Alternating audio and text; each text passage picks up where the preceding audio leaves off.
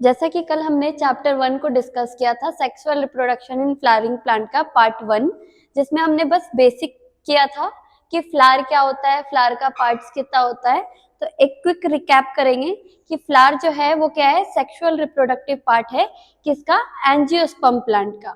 इसके बाद फ्लावर में मेनली 4 पार्ट होते हैं।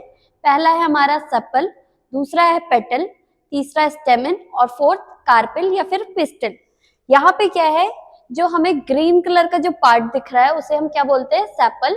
और ये क्या करता है, बर्ड स्टेज में फ्लावर को प्रोटेक्ट करने का काम करता है। सेकेंड पार्ट पे आते हैं जो कि क्या है हमारा पेटल। पेटल क्या है, एक कलरफुल नेचर का होता है ये, और ये क्या करता है, पॉलिनेटर्स को अट्रैक्ट करने में हेल्प करता है। थर्ड पार्ट पे आते हैं, थर्ड है हमारा स्टेमन। स्टेमन क्या करता है, तो स्टेमन एक मेल रिप्रोडक्टिव ऑर्गन है। आज हम इस स्टेमन को ब्रीफ में पूरे एक्सप्लेनेशन के साथ देखेंगे कि ये स्टेमन होता क्या है। इसके बाद नेक्स्ट पार्ट पे आते हैं जिनको हम कार्पेल या फिर पिस्टल बोलते हैं। तो स्टार्ट करते हैं स्टेमन के साथ।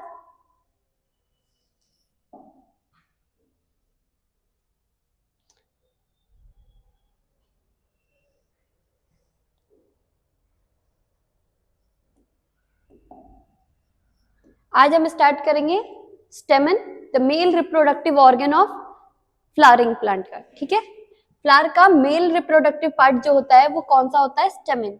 ये जो स्टेमन होता है वो 2 पार्ट कंसिस्ट करता है। पहला एक लॉन्ग सिलेंड्रिकल स्टॉक को कैरी करता है जिन्हें हम कहते हैं फिलामेंट। इन्हें हम कहते हैं फिलामेंट। इसके पास एक और स्ट्रक्चर होता है जो बाइलोब्ड में होता है, बाइलोब्ड स्ट्रक्चर का होता है। ये जो ऊपर आपको बाइलोब्ड स्ट्रक्चर दिख रहा है इन्हें हम कहते हैं एंथर। हमारा स्टेमन क्या है, एक मेल रिप्रोडक्टिव ऑर्गन है। ये 2 पार्ट को कंसिस्ट करता है। सबसे पहला लॉन्ग सिलेंड्रिकल स्टॉक जिन्हें हम क्या कहते हैं, फिलामेंट कहते हैं। एक बाइलोब्ड स्ट्रक्चर जिन्हें हम क्या कहते हैं, एंथर। यहाँ पे भी वही लिखा हुआ है कि स्टेमन क्या है, स्टेमन के पास एक लॉन्ग सिलेंड्रिकल स्टॉक है जिन्हें हम फिलामेंट कहते हैं। इसके पास टर्मिनल पे एक बाइलोब्ड स्ट्रक्चर होता है जिन्हें हम क्या कहते हैं, एंथर।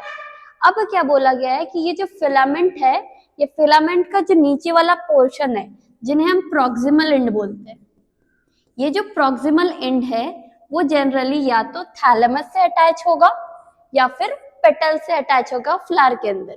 अगर ये पेटल्स के साथ अटैच होता है तो इसके लिए एक स्पेसिफिक कंडीशन बताया जाता है और इस कंडीशन को बोलते हैं एपीपेटलस। एपीपेटलस।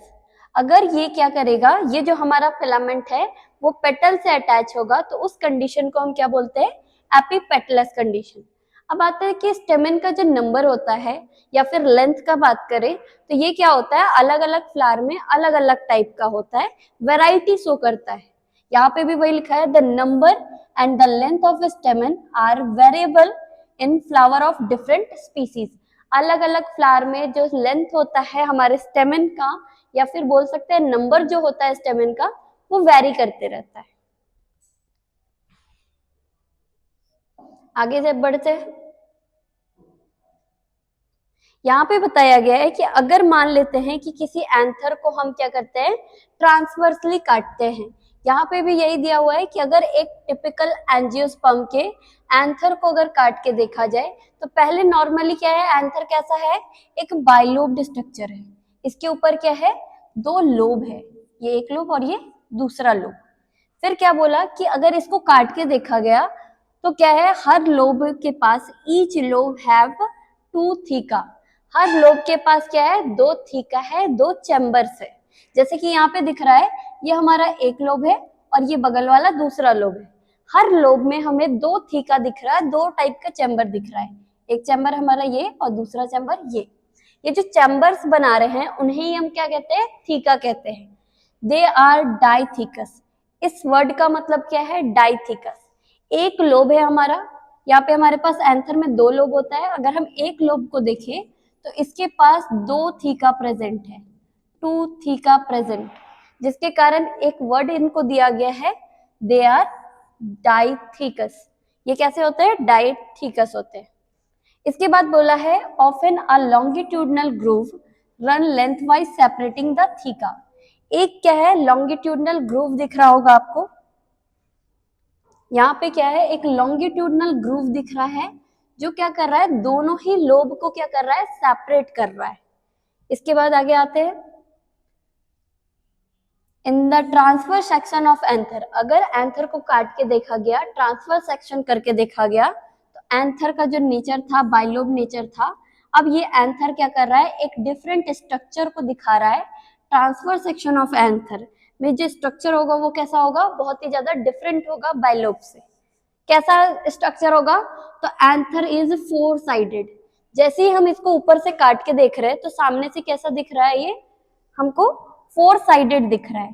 फोर साइडेड है इसीलिए इनको हम क्या बोले कि ये कैसा स्ट्रक्चर है, एक टेट्रागोनल स्ट्रक्चर है, consisting of four microsporangium located at the corner, two in each lobe. क्या बोला कि इसके पास ये हमारा क्या है, दो लोब है। दो लोब को जब ट्रांसफर सेक्शनली काट के देखा गया तो देखा गया इनके पास कितना थीका है, हर लोब के पास दो थीका है, जिसके कारण इनको डाइथीकस बोला गया।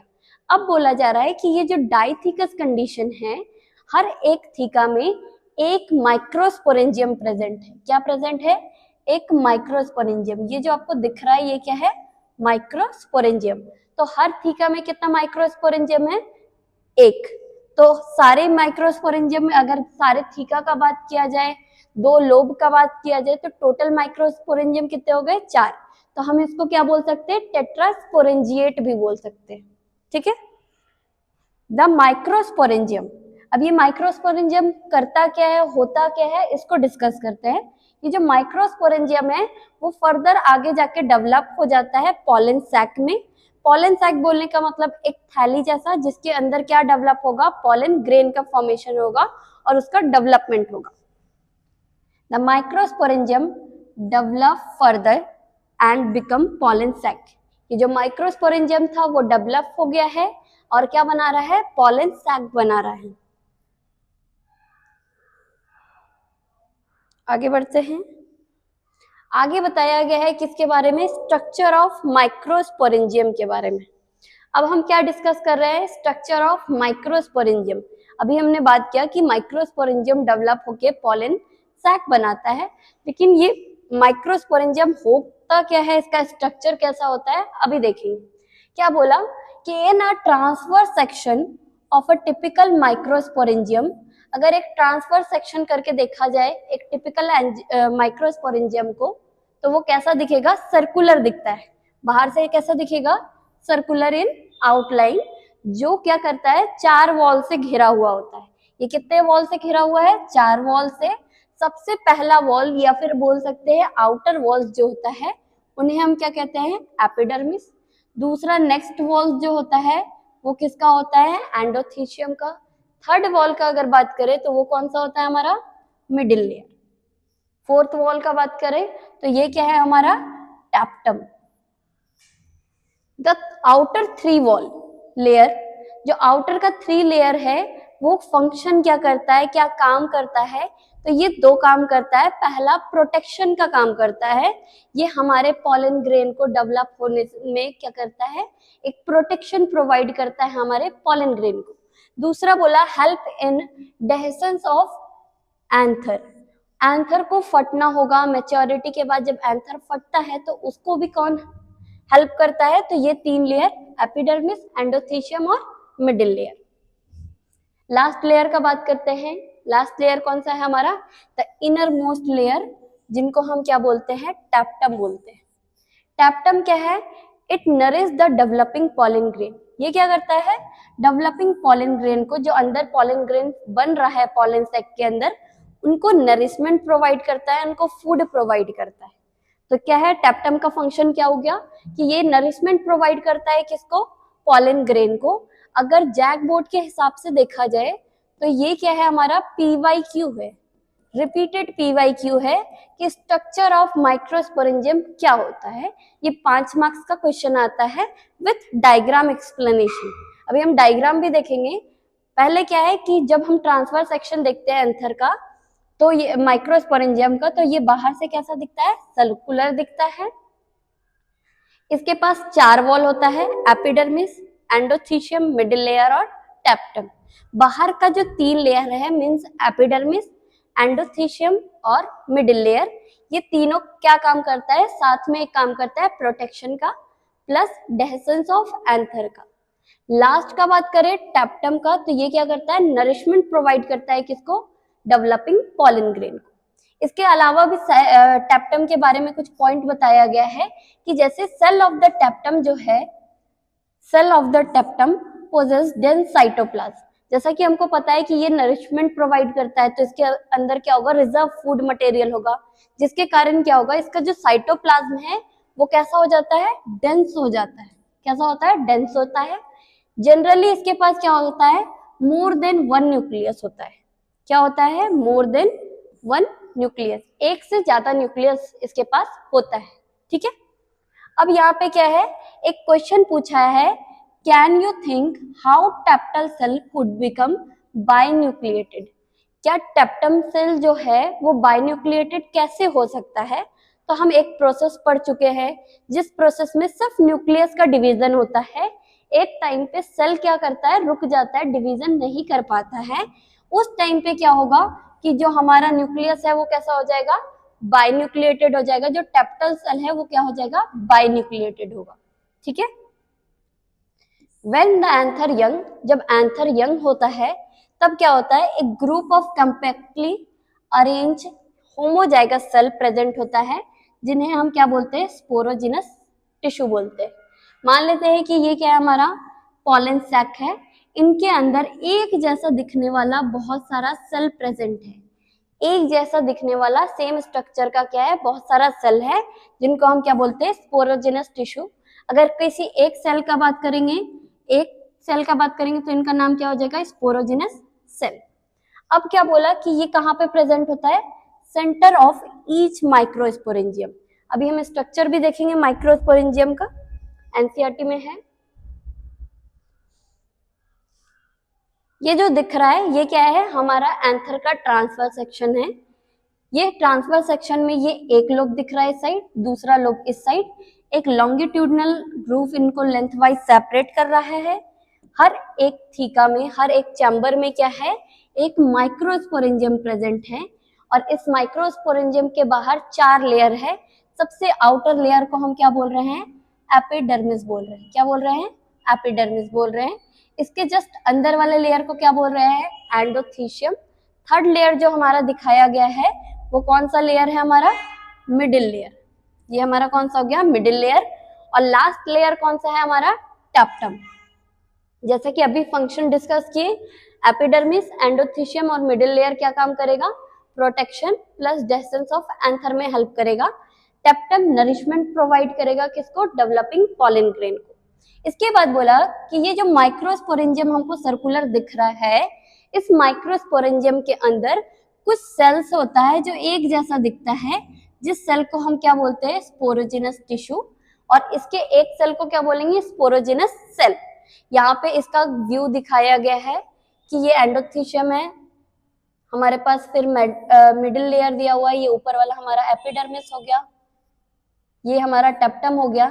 अगर हम टेप्टम के सेल को देख रहे हैं तो यहाँ पे क्या दिख रहा है, बहुत सारा माइक्रोस्पोर मदर सेल है। तो ये माइक्रो मदर सेल आया कहाँ से, जबकि इसके अंदर क्या प्रेजेंट था, स्पोरोजिनस सेल प्रेजेंट था। तो अभी हम इसको ऐसे ही आगे डिस्कस करेंगे।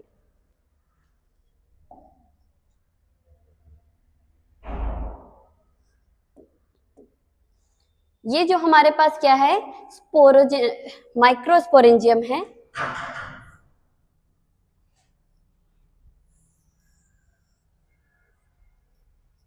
पॉज कर लूं?